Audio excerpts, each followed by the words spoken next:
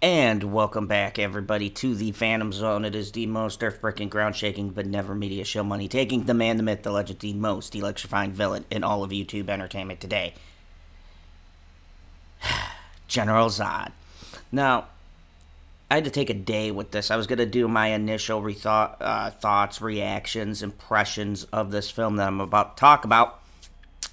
But I had to take the day, research, and then fully grasp what I saw with what this was going for and kind of go from there. Because this movie is very interesting to me. So before I get into that, I'm going to be reviewing the movie Men. And, I got my system 1 through 10, 1 being the worst, 10 being the greatest, 5 being middle of the road. Everything below and above that is either average or whatever. So when rating a movie like this is not the kind of movie, kind of like Everything, Everywhere, All at Once, where you could just come out of the theater, get on a microphone, and talk about how angry or frustrated you are. This is not in a movie that is going to appeal to a mass majority of people. And me and Alex Garland have a very interesting relationship, who is the director of this film. I thoroughly love Ex Machina. And Annihilation, to this day, I get the concept and what it was going for. I think it is a movie that should be admired for the conversation that it opens up near the end of the film. But I'm under the impression of I'm not sure if it was executed to the best that the concept that it presents deserves. So Alex Garland is a very intriguing director. And listening to interviews and things like that before I get into this, because when I describe this will come off as people will be like, oh, SJW, social commentary, blah, blah, blah. And make no mistake, this movie is very social commentary, but I don't think that it is malicious in intent. However, how it's presented seems more half thought out rather than being a one-sided discussion. This movie is the kind of movie I'm going to have to spoil, so I will get into spoilers later. But for right now, I'll give you a general outline, and then once I'm done, if you're intrigued, you can turn off and go watch it, and then come back and come with me to see my overall thoughts, because this definitely needs spoilers. But let's just get into the sort of meat and bones of this beginning thing, what I think, and my overall rating, and then I'll go into my spoilers and detail why I gave it the rating that I did. So, here we go. On a very simplistic, base level, just synopsis, this movie is about Harper, who's played by Jessie Buckley, who is getting past a tragedy. Her husband has committed suicide. It's been some time, and she's in a place when she's trying to heal. And she meets this character by the name of Joffrey, because she rents a house out in the English countryside. Very beautiful. And whilst there, she sees a bunch of these people that all look the same. And as the movie goes on, it ramps up its terror, and you're trying to figure out what exactly is going on. So, I know that sounds vague, and I leave it intentionally vague because I think for you to get the impact of what happens in the climax of the film, you need to go in very much not knowing anything about this to make your own determination of how you feel about this movie. This movie is interesting because I think this is a movie that everybody will either because of the last 20 minutes, hate this movie or get something out of it. Or just be utterly and totally baffled. I had to literally research what this thing was to understand the end of this movie. Because there is a actual entity, but still the ending is so ambiguous because of things that happen. And I'll dive into the ending once I get there. But on a filmmaking level, I do not care what people say, because I've heard them try to say that, oh, you know, this film is shot okay, blah, blah, blah. That's bullshit. This film has some very beautiful shots. The countryside, there is a shot in the beginning when she's walking through these woods, and it is just absolutely stunning. I would honestly love to legitimately visit this place to see all of this magnificent beauty that seems to surround this countryside. That being said, some of the drab and sort of, I don't know, bleak kind of feelings from this seem intentional. The muddled aesthetics in certain shots seem to be done deliberately to set a sort of tone. Now, the audio in this is absolutely spellbinding. There's a scene in the trailer, I'm not ruining anything, where she echoes down this long tunnel and she can hear the echo. And as she does another echo, they kind of blend together. From a film perspective, this is a very technically big and ambitious type of film from this director. It's very well shot, and the sound design is absolutely gorgeous. The music is very folksy and fits the themes that this movie is going for. There are only two actors you really need to care about. I'm not going to mention the person who plays the husband, because they're in it briefly through flashbacks and things like that, and I don't think that their performance is meant to elevate anything. But Rory Kinnear, I saw him originally in the American show Penny Dreadful. He is a talented actor, and he plays multiple different versions of the same character. People will say they're not distinct. I think they are very distinct, each symbolizing a different trait of the male ego. And then there is Jessie Buckley. Jessie Buckley, I've never seen before this film. She is absolutely, positively a very talented actress. Her range of emotions and her fear and her dread and everything that she has to convey, while honestly they don't give you shit about this character, she carries so much of the weight of this movie. This is one of those things like Joker, where basically Joaquin Phoenix is carrying that movie on his back. She is carrying this movie purely on her shoulders, because they don't give you enough to really understand this character, what her life was like.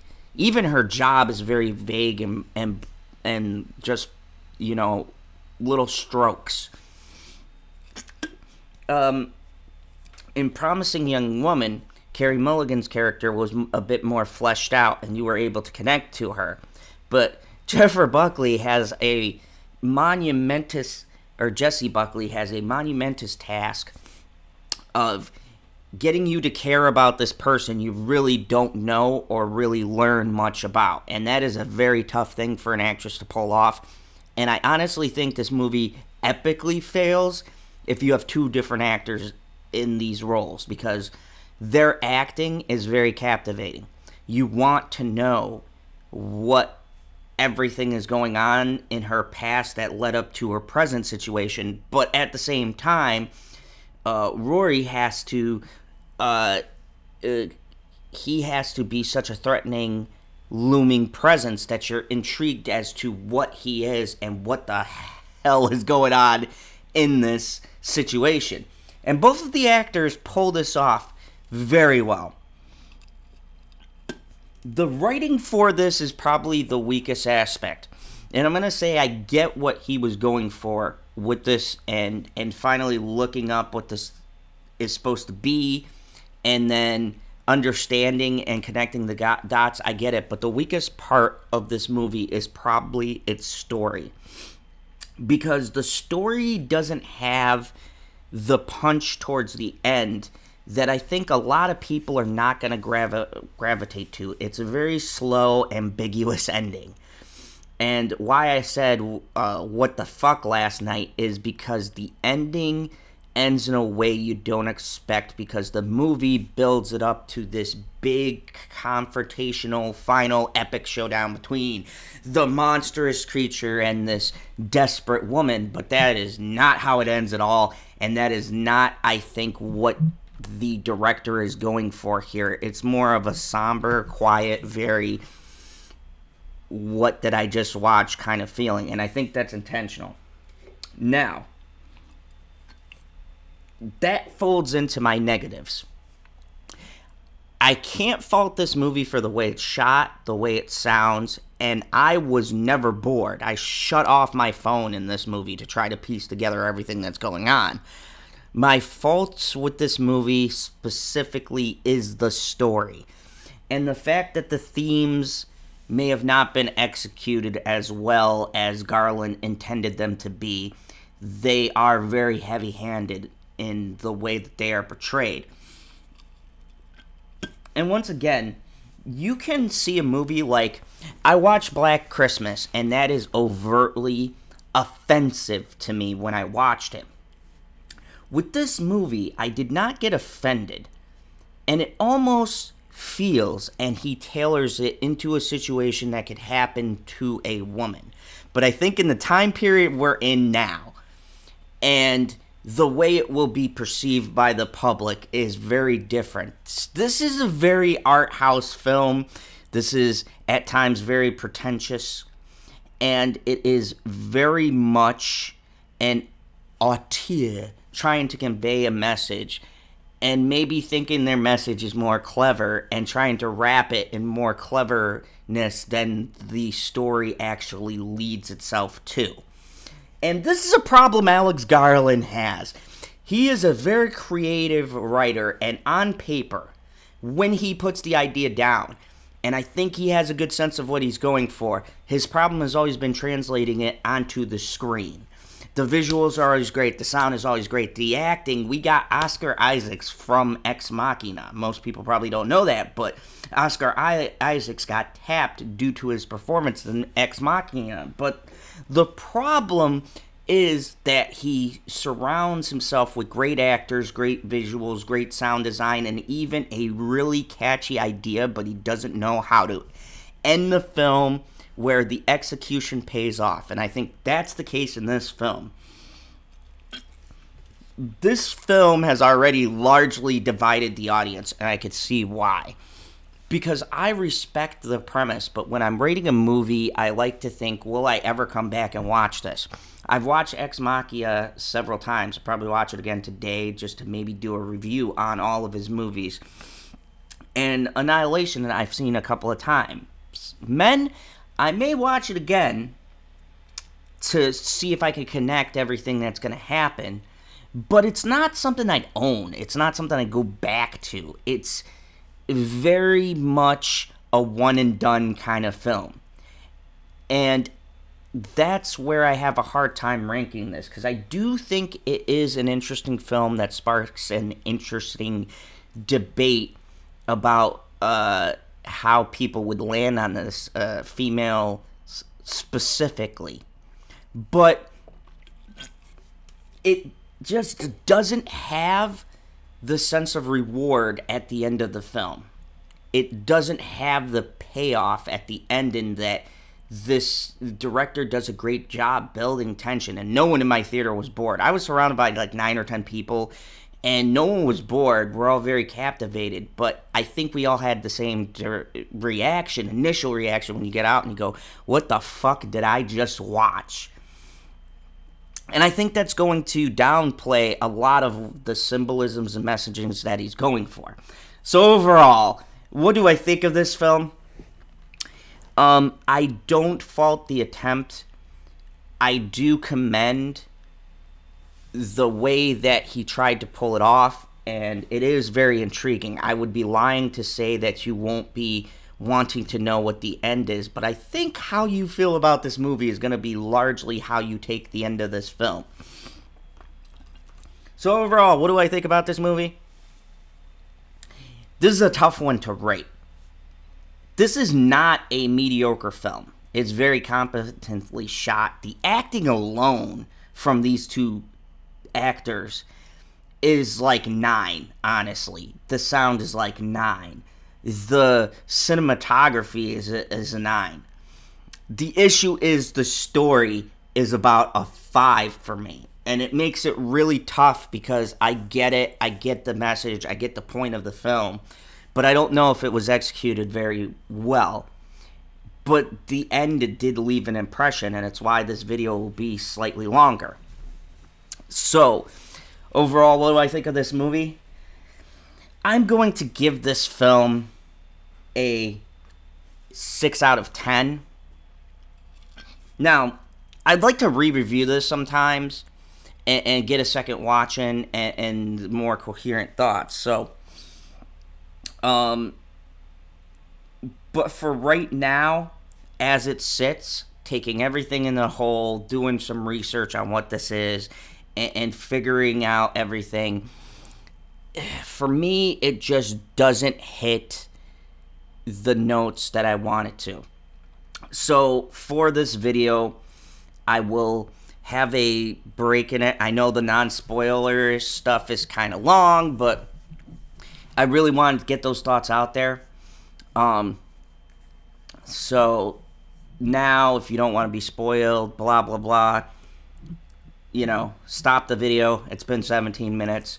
And then go see the movie and come back and I'll share our thoughts. So, the end. Holy fucking shit. This movie is essentially, Rory Kinnear is playing several different versions of this one male. And Jessie Buckley is playing Harper, who's a traumatized victim. Now, throughout the movie, there are scenes of flashbacks, and you come to find out that her husband just didn't kill himself. He was also very much mentally abusive to her. She was planning to leave him, which culminates to the ending of he winds up punching her.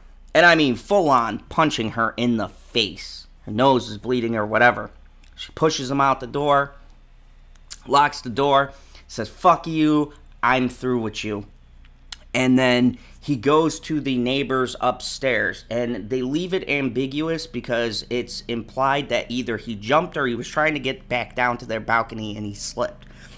But as he's falling to his death, he looks her in the eyes, and this is the theme of her blaming herself for his death. This film, here's the parts where it could be misconstrued. It portrays the male and the male ego in several different ways as narcissistic, vain, gaslighting, controlling, manipulative. Basically, the shittiest parts of the men persona in a very exaggerated way. Now, this is done very in your face, but at the same time, it's weird because he doesn't feel like he's taking a particular side. Harper plays very much the victim, and it's a story about her trying to get from being victimized to taking back control of her own life and her own emotions, where she's really being held by this tragedy in her past. And when she gets to this town and she meets the people, each persona that Rory embodies is a different part. You got the person who white knights, who wants to be the protector, etc. You have the little boy who is very childish and wants to have things their way. You have the priest, who is supposed to be a representation of pent-up sexual frustrations that men often project onto women and blame their wants and lack of fulfillment on the woman. There's a lot of things that explores the darker side of the male ego, and it's going to turn a lot of people off. But I will honestly say that the performances of each of the actors hold up the very thin type of story that it's going for. And now, I said I had to look up what this thing is, so when you get to the end of the movie, the last 20 minutes, there is a birthing scene from a man. And this shit is crazy. Apparently, from what I gathered, Rory is supposed to represent this deity called the Green Man. The Green Man is a sort of forest nature kind of thing, and a representation of death and rebirth. And there is a big rebirthing scene you've seen through and through, and a dude has a vagina in several spots and gives birth to every version that we've seen in the movie, which is supposed to be, I guess, a representation that the man is all of these things simultaneously.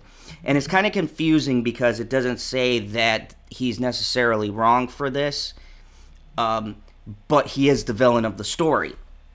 It is about her trying to get over it, and I think it's more of a statement of abuse victims as opposed to saying all men are this way, but more of when you are put into these relationships, the trauma, and getting over that trauma. Now, where I say the ending is fucked up, there's a rebirth scene where Rory, but I'm going to go by his character name, which is Joffrey.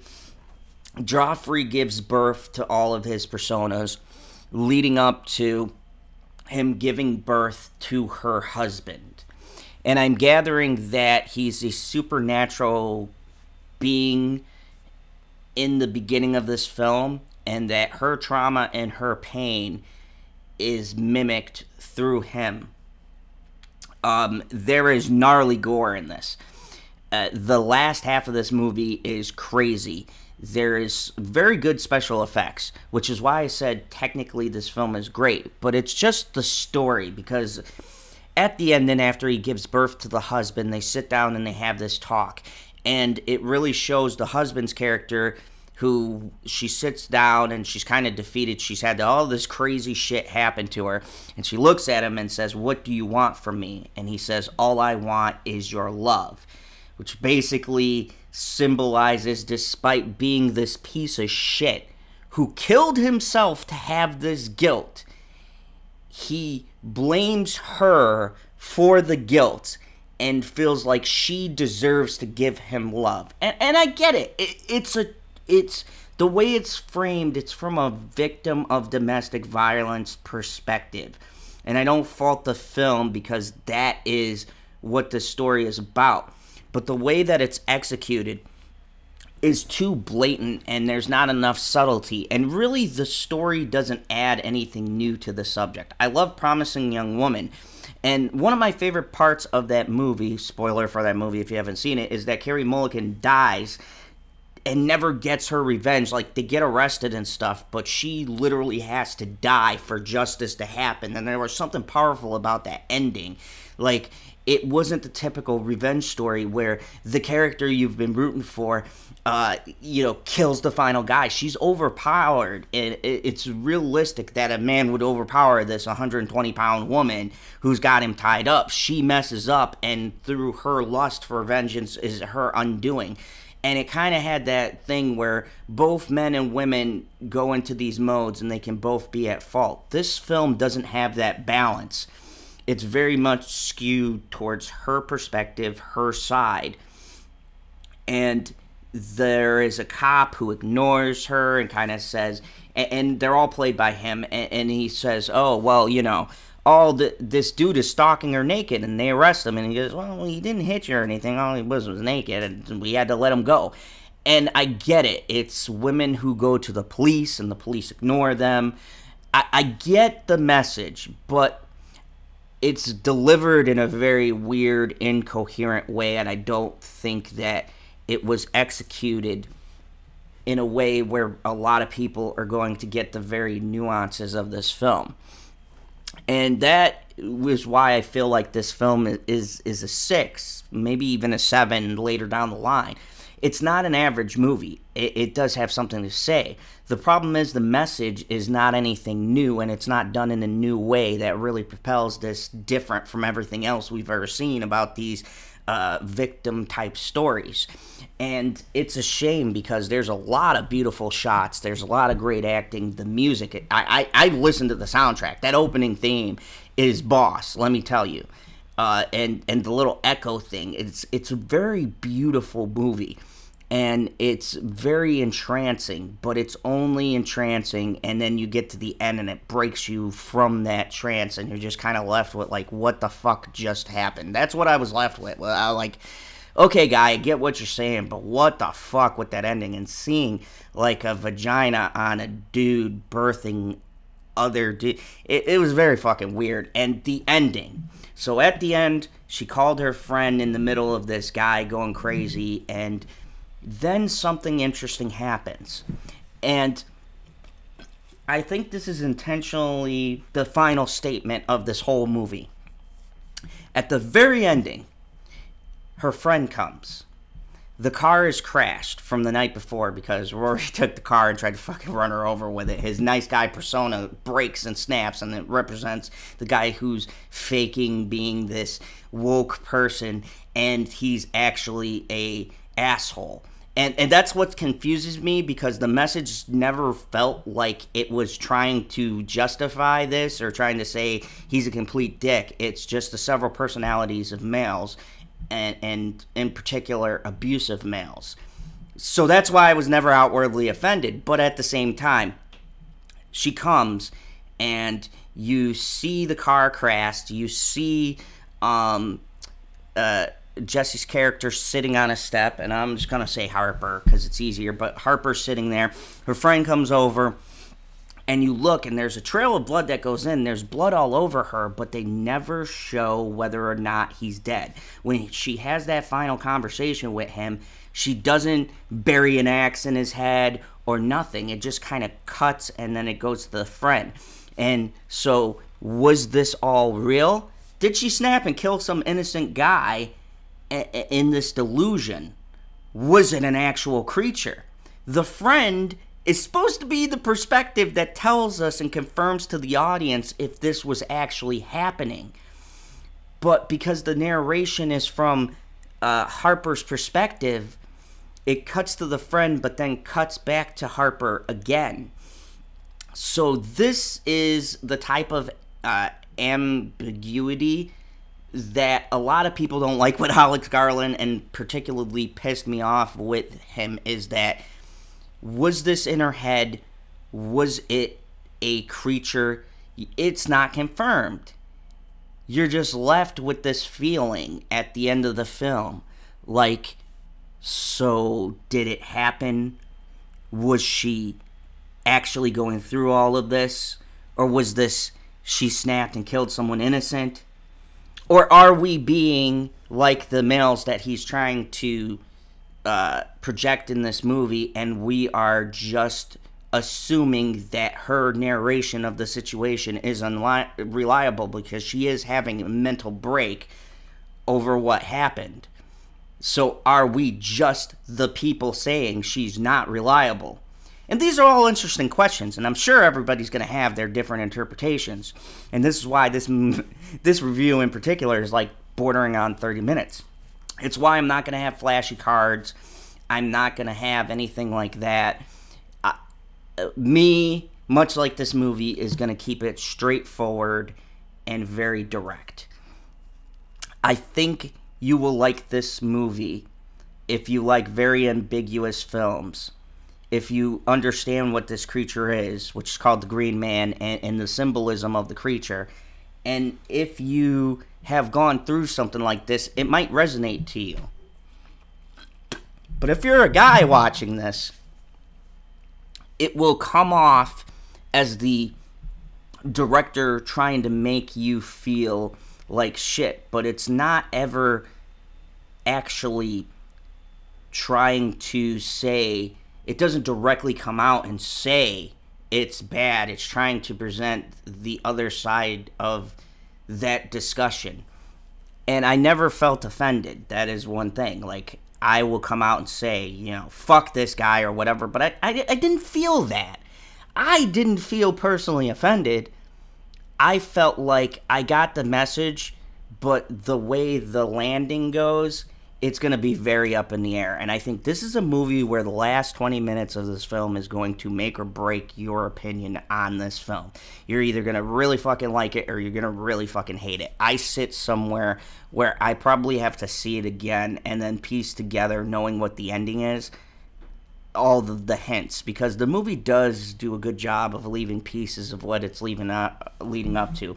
Some very overtly. There's a statue that has the face of this thing you see at the end of the film. Both sides, the man and the woman, birth and death and rebirth, that kind of flip of the coin. I think there's also a symbolism and a statement that while these things exist, it's symbiotic. Men need women, women need men. It's really highlighting the things that we do, in a sense, to fuck that up. The things we try to be, and the things we try to project, and the need to dominate situations where we should be working as a team. We should be working together with the people that we love, our significant others. And, you know, maybe it's because I'm getting older, I'm getting a little bit pretentious, but I really dug that. But at the same time, the ending is so crazy. And the very ending, with her just sitting there and us not knowing what the truth of the matter is so ambiguous that I feel like people are going to be left very sour and expecting this big climax. And maybe that makes this movie better, that it doesn't give us a definite answer. You as the audience have to pick whether or not this was in her head, whether this Green Man is an actual thing and she conquered it. But I get the feeling by the way she looks at the end of the film that she, at the very least, has conquered this thing that was inside her, this trauma. She's moved past it in a strong way. She fought this creature and she beat it, and she's at a place of peace. And I think that's the overall gist of the movie. So in the comments below, let me know, what did you think of Men? Were you offended? Did you not fucking get it? Did you think it was pretentious? Are you like Zod, you're 100%? In the comments below, let me know. Like, share, subscribe, all the YouTube things. Go check out the Prophets of Geek Culture with my boy, Pop Culture PB, Cybernetic Husky, sometimes Justin, and all of our takes on things. I will be shooting a video later for a comic book that I read. I promised PB, so I'm finally going to get that done. And as always, remember the only rule here in the Fandom Zone: kneel before General Zod's male ego.